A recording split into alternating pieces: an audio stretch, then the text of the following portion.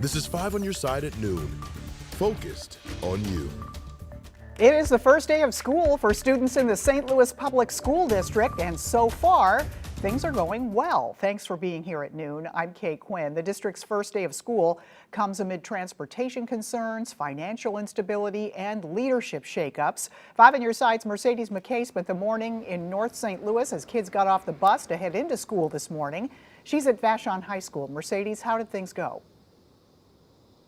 Kay, from our vantage point, things seem to go pretty smoothly. A St. Louis Public School District official did tell me that they'd be able to paint us a better picture of how transportation went today later this afternoon once school wrapped up, especially for those kids that took the Metro bus. Now, transportation was just one of the many questions that parents and families across the district had heading into the first day of school. Take a look at your screen now. Here's what it looked like this morning at Vashon High School. Students starting school after a summer of many unknowns. Less than a month ago, Superintendent Dr. Keisha Scarlett was placed on a temporary leave of absence. Now, this came after questions over the district's finances, which went from a surplus of $17 million to a deficit of $35 million. Because of that, the state is now conducting an audit of the district. Now, there are also concerns from city leaders over top-level hires Dr. Scarlett brought in from Washington, including Acting Superintendent Millicent Borshed. Just days before school, multiple bus vendors either reduced the number of buses they could provide or told the district the buses were delayed. Now, hours ago, I asked a parent how she felt about the district's current state. When I asked district officials about their message to concerned parents, they focused on the teachers who are ready for their students. It's the first day of school, so I really can't pass judgment right now, but we'll see as the school year progresses. They've been doing what they always do.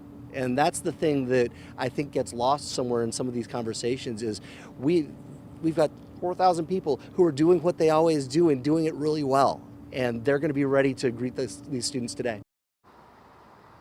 Something important that district families should be aware of, the district is providing before and after care at all elementary schools. Now, Kay, we are expecting to hear from the acting superintendent later this afternoon to see how the first day of school went. Kay? And Mercedes, you've been talking to parents for weeks now about all these issues. What are they telling you?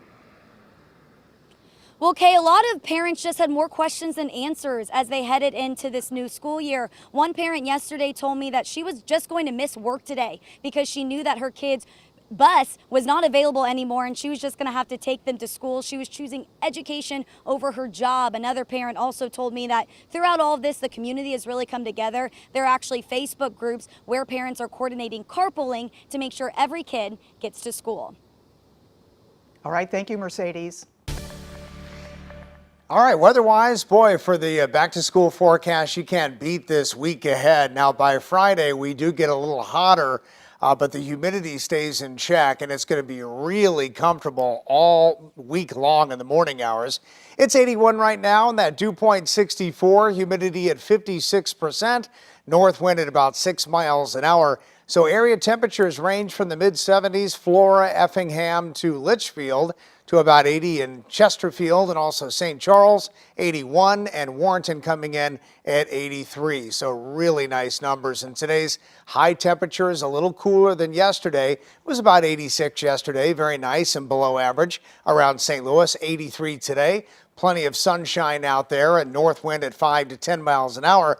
Now, yesterday, a couple of people said, hey, is that a sprinkle? Yeah, we're getting a little bit of development around this cyclonic flow. And you can see here the futurecast, a couple of green specks popping up. So a sprinkle can't be ruled out. We'll call it partly sunny for the rest of this afternoon, but no big rain in our forecast at all. You'll need to water the plants. Make sure they have plenty of water this week because it's going to be dry. Severe weather threat continues along the East Coast and also around Denver, all the way up the Front Range of the Rocky Mountains up into Colorado. Much more in our forecast. It's a good one coming up. All right, we'll see you then. Thank you, Jim. There are a number of developing stories we're following today. We start in North St. Louis, where a person died after being hit by a vehicle. Officers responded to the scene at Natural Bridge in Union this morning. We're told the driver of the vehicle remained on the scene and is cooperating. No names have been released. A man is dead after being shot by a police officer in Franklin County. It happened Saturday near St. Clair. Police say officers found a vehicle overturned at North Service Road and Miller Drive. They say a man with a knife got out and walked toward the officers. After several commands to drop the knife, an officer shot him. The 28-year-old Honduran man died after being taken to a hospital. The Missouri State Highway Patrol is investigating. Crime tape surrounded a Circle K gas station in Maryland Heights. A shooting there left a man dead and another in jail. This was the scene last night at Dorset and McKelvey. Police say the 37-year-old victim died after being taken to a hospital. A 25-year-old man is in custody after being found with a handgun at the scene.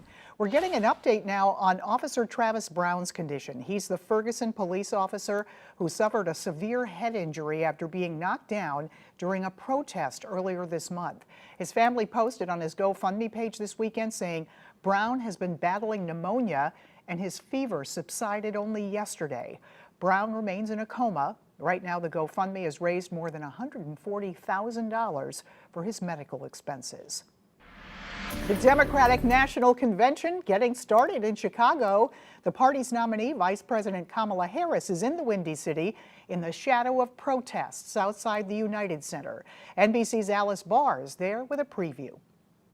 Hi there. Expect a lot of energy and enthusiasm here inside the United Center in Chicago as the Democratic National Convention kicks off later today. There's no question there's been a huge shift in momentum since Vice President Harris moved to the top of the ticket. But momentum is one thing and votes, that's another. So the task is really to translate that energy into concrete support, into votes. And in order to do that, Vice President Harris is going to have to appeal to people beyond this mobilized Democratic base. If you speak to independent and undecided voters, a lot of what you're hear is that people aren't exactly sure what Vice President Harris stands for independently outside of the shadow of having served as Vice President to President Biden. So this week offers her this high-profile opportunity to really say where she stands on the issues, why she is running to be president, and what she wants to accomplish. Watch for that this week. Tonight, we're going to hear from President Biden giving the biggest speech of the night. He is, of course, stepping into a very different role for this convention than what he'd anticipated just a few weeks ago when he thought he was going to be accepting the nomination. But I think there's going to be a real sense of tribute tonight for his legacy as he passes the torch and issues a strong endorsement for his Vice President, Kamala Harris. She will give her acceptance speech on Thursday, formally accepting the party's nomination and telling everyone out there exactly who she is. Reporting in Chicago from the DNC, I'm Alice Barr, NBC News. 5 on Your Side's political editor Mark Maxwell is also in Chicago. He'll report live from the convention every night this week. You can catch his reports on air tonight at 6 and 10 on KSDK.com and streaming on 5+. Construction is now underway on what will be the area's largest Target store. It'll open next to the Costco at the Olive Shopping Center. The store will be almost 150,000 square feet with a 2-level parking garage. The developer isn't saying exactly when the Target will open. Still ahead, Hurricane Ernesto moving away from the U.S., but not before causing major problems along the East Coast. And we've lost a TV icon. The man who started daytime talk has passed away.